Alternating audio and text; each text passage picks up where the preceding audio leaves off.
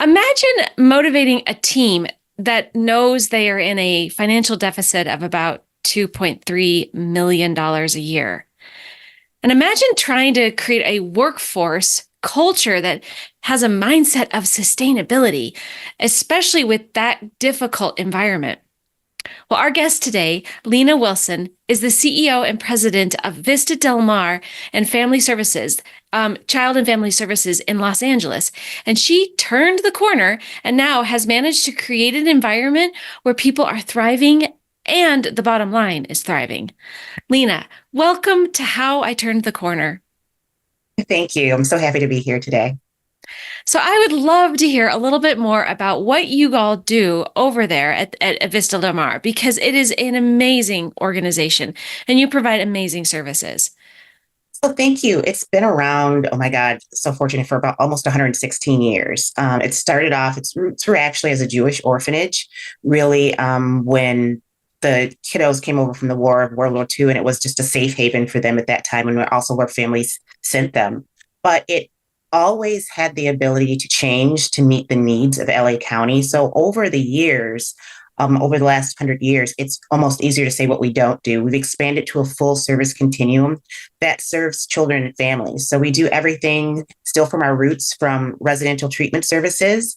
We have one of the only secure facilities, or one of the two secure facilities that are actually here in LA.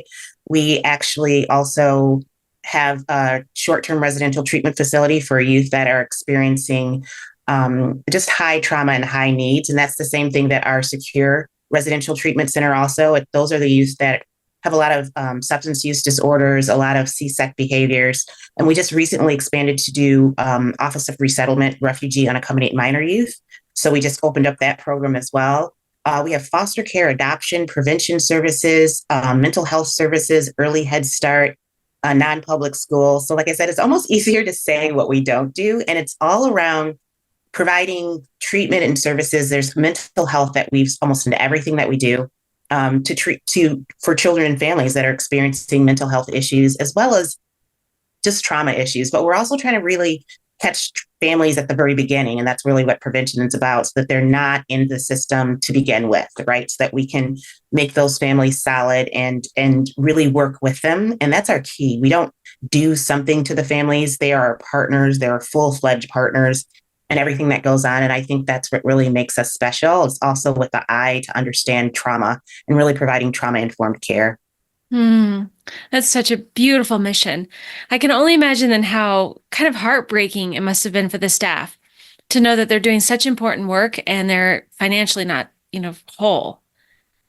Yeah, it's very interesting. So, because of its long history, it had at one point a really large endowment. So for a lot of years, staff were able to, and I completely understand this because it's their heart is in the work. And so they weren't really concerned about finances. They really just focused on the work that they were doing. It's excellent work. So they never had to do what I call a dual bottom line, providing quality services as well as looking at your bottom line and being financially sustainable. And so it was a shock for them because a lot of the financial responsibility was kind of just taken off their shoulders. And that's even senior leadership levels. And it was just really done at the top. And there was no worries about the future because it looked like, the endowment would be there forever, even to the point that the board really didn't put a lot of parameters around the use of the endowment. And so it just became that we weren't going to worry about that as an organization. We're just going to keep doing the great work that we're doing and it'll last forever. And that's really what's going to happen here. So it was really heartbreaking for staff. It was eye-opening. They kind of saw the writing on the wall, when I had some honest conversations about them with our runway, like what we had left if we continued to use the endowment in the way in which we were doing it. And so for a lot of them, it was a shock. It was a huge shock. And I think it was also a shock to know that we might stop doing things that we once did because we can't sustain them. And also, though, that opened up new opportunities that they had to kind of get used to because they were used to plugging along and just doing what they do for the last, like I said, 100 years or so. Wow, that's amazing. So then, how did you do it? How did you navigate that? That's gotta, that's got to be so challenging as a leader. I mean, well, let me give the backstory too, right? You joined this organization where kind of it sounded like you were recruited in 2019. So you didn't have that long history. I mean, you really came in as a rescue CEO. Yeah. So luckily in my past life, I'd done it with a couple of other nonprofits. And it's so funny because I didn't even know I had I had a passion for making systemic impact, like large, that was my passion. That's how I got in the work. I started off as a youth specialist and I just tried to keep moving upstream to see why our kiddos were ending up in this and what could I do to not have this happen. And so I had a couple of opportunities in my career building that I was specifically loaned out, I would say, at one point to help a smaller organization who was going through a financial crisis. And I find out I kind of have this knack. And so it was one of the skill set that I kind of picked up along the way. But yeah, I mean, I've been in child welfare now. It's really scary to say almost 35 years, but I have been. So I've been in the nonprofit space all that time. But as you well know, 2019, I came in from Michigan. So I wasn't even from California. And then I had, all these gung ho plans. I'd started talking to staff about financial sustainability. I'd started having these honest conversations.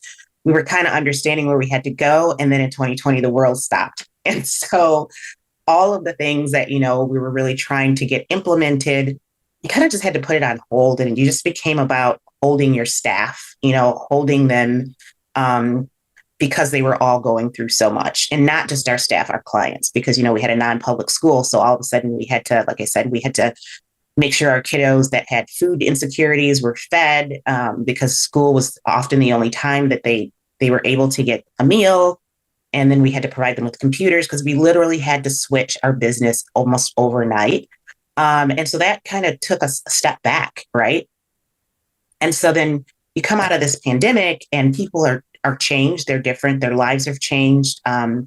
We've all been kind of traumatized in some way. And then we had to kind of get right back to what we were doing. And you had to be skillful and kind of help move them along, because some of it was very difficult because they were doing their own personal challenges, but we had to hop back on because we still had that short runway that didn't go away just because of the Right. pandemic. Right. That's amazing. So your staff is you've got a pretty big team, about 600 people? We have about 500 people, and 500. yeah, and we're growing. We brought on a couple of new programs, which was part of the plan, the overall plan of people say it all the time, but diversifying funding streams. And it's the same thing in not-for-profit, probably even more so, that you have to have the right balance of funding streams. And so it was really a mad dash to do everything that we needed to do the first 2 years I got there, to almost have it accomplished in like a year and a half.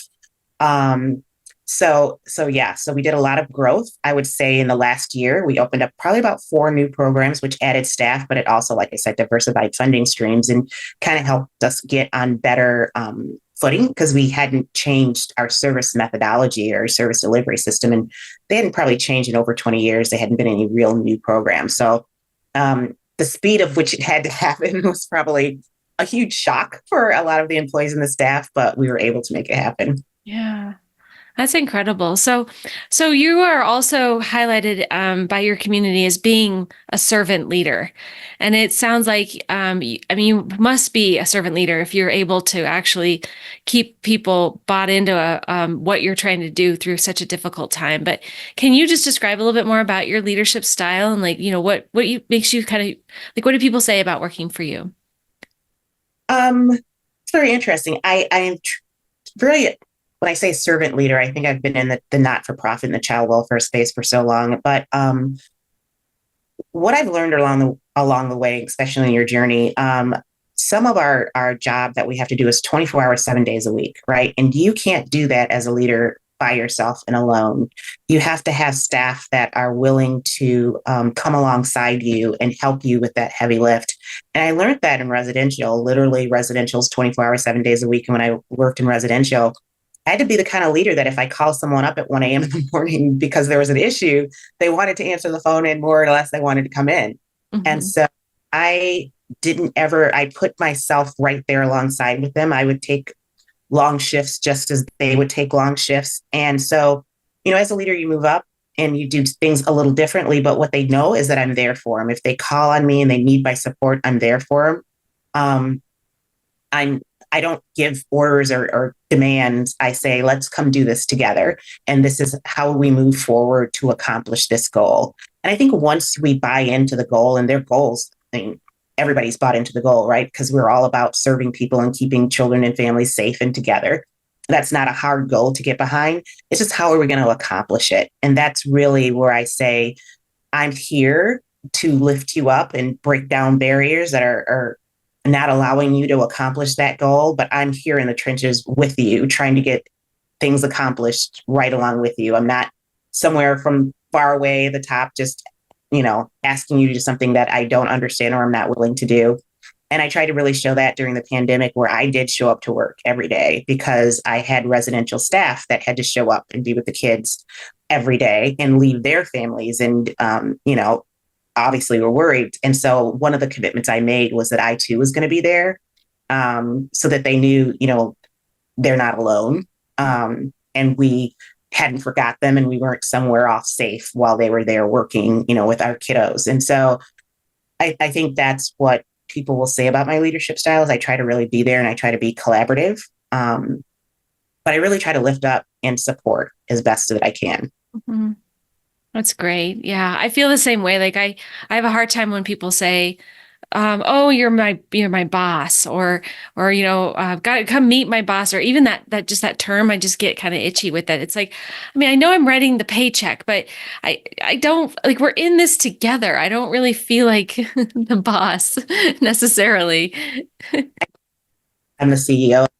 People are so funny. It's like, I was like, hey, I'm Lena Wilson. And then they're like, yeah, and you're the CEO of the company. You've got to say that. And I was like, yeah, I tend not to lead with that. But, and people will say, what do you do? I was like, I'm in health and human services. I'm in social work. And then they literally learn what I do. And they're like, yeah, it's a little bit more than that. Yeah, isn't that interesting? I think I hope we're not like downgrading ourselves by saying it like that. But for me personally, like, I guess I just feel like I just have a role I'm playing and it's just a different role than everyone else's, but I'm still, in this with them, not above them or whatever. So, yeah. Well, so what do you think are like as you think back to that time, especially 2020, and that journey of, convincing people that this was worth it, right? That you can get it turned around. I'm sure you had some very difficult conversations. How did you just yourself kind of keep your energy up for that? Um, I would say the long-term goal of really wanting such a wonderful organization to succeed that I didn't see that there wasn't an option. You know, when I learned about the work and I learned about the breadth of work that Vista does and how much it is about the kids and the families, and it's so authentic, right? It's just I get overwhelmed sometimes about what we could accomplish and what we've done and how we do the work, and I'm just so thankful. And so that kept me motivated. I think as a leader, COVID was definitely difficult for me because I had residential staff, and of course my thing is, God, please don't let anyone become deathly ill or extremely sick on my watch. And how do I protect my staff and how do I keep everybody okay? And so I think trying to come out of that mindset and pick back up where we left off was one of the challenges that I just had because it was such a heavy weight. And I remember it was so funny. We hadn't really decompressed as a group. And one day we just went around in our leadership meeting and I just decided, you know what? We haven't decompressed about all of our personal journeys and struggles as leaders trying to come through this. And we did. We went around and we were all in tears by the time we learned about our personal and professional challenges. But we just really needed to kind of decompress and share that as a group, and we did. But that's what really keeps me motivated. Like we do such important and meaningful work, and the staff are so authentic and so dedicated that to lose this would just be unreal. To lose this organization would just be unreal. Mm-hmm. I think it's great that you connected that dot back to all the team though too. I mean, it's obvious, I think, to you because of the nature of the work that you do, but you'd be surprised how many organizations don't really take the time to define that why, or that, like, what are we accomplishing and how are we accomplishing it together?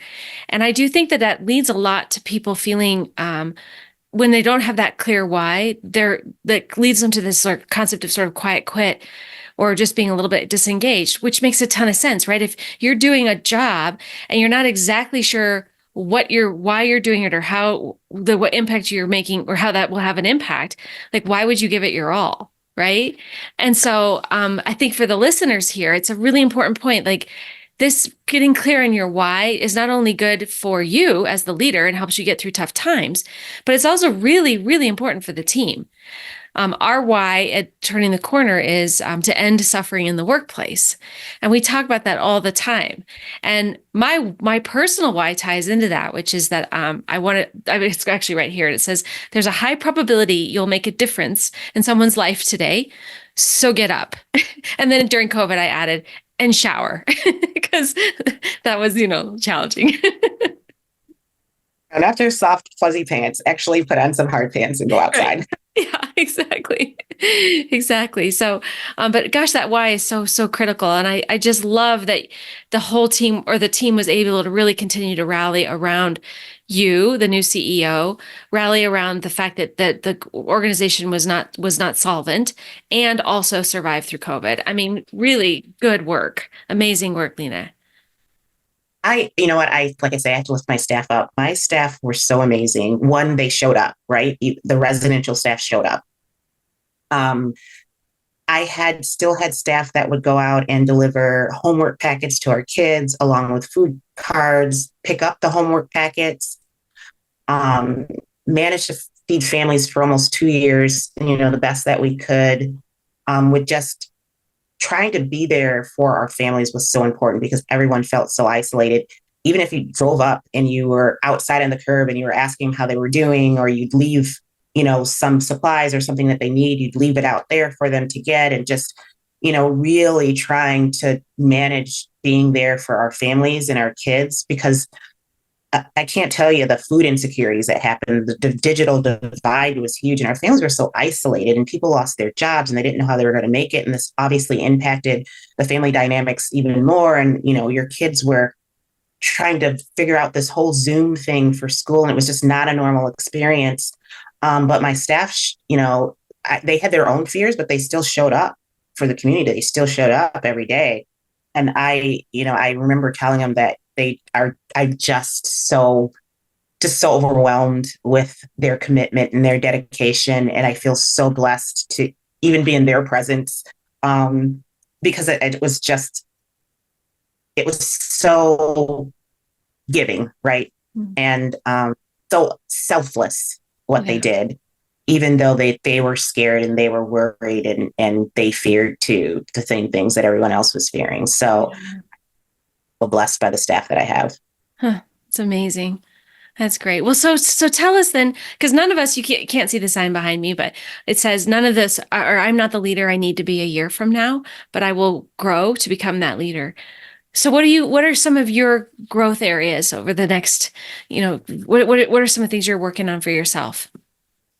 So far, myself is making sure, one of the things I said, I have to get more patient when people don't move fast enough.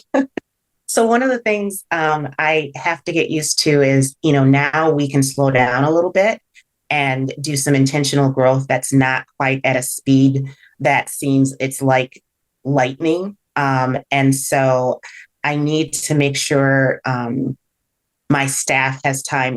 Like when I say we've grown this last year, we have grown tremendously this last year. And so what I need to do now as a leader is pace the growth going forward at a pace, at a speed of which people can really accommodate and have capacity for.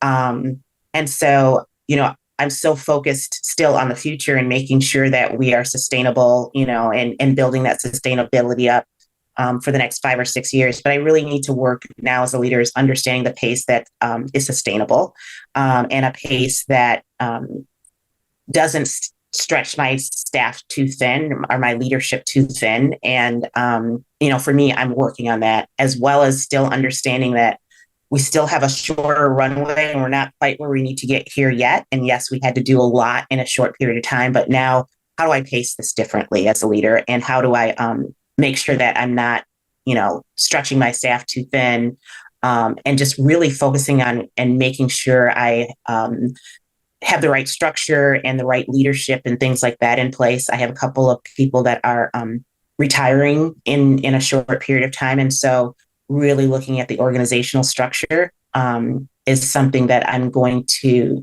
take forward and really look at that and develop. This will be the first time here I'll be able to develop my own structure.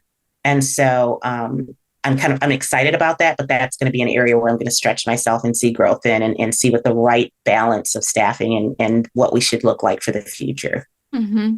That's wonderful. Well, I think that's a perfect place for us to end this amazing interview. So, Lena Wilson, thank you so much for joining me today on How I Turned the Corner.